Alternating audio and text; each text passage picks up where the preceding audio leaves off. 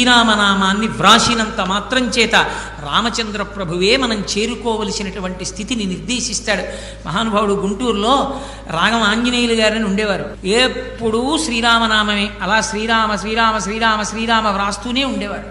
ఆఖరికి ఆయన ఆ పుస్తకాలన్నీ రామనామం రాసినవన్నీ బండిలో పెట్టుకుని రామనామ జపం చేస్తూ భద్రాచలం వెళ్ళారు. భద్రాచలం వెళ్ళి ఆ రోజు సాయంకాలం రామచంద్రమూర్తి యొక్క దేవాలయంలో రామనామం ఇచ్చేద్దాం అనుకున్నారు. ఇవాళ ఎందుకులేండి, ఇక్కడ ఏదో సప్తాహం చేద్దాం అనుకుంటున్నాం కదా, రేపిద్దాం, ఏకాదశి వస్తుంది కదా అన్నారు.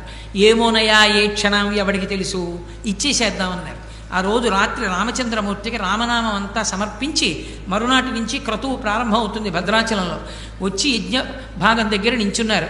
లోపల రామచంద్రమూర్తి దేవాలయంలో గంటలు మోగి అక్కడికి దగ్గరలోంచి ఆ స్వామి వైభవం, ఆ కీర్తన వినపడుతూ నీరాజనం కనపడుతోంది. ఆ నీరాజనం వంక చూస్తూ అలాగే నిలబడి రామ రామ రామ అంటూ శరీరం వదిలేశారు.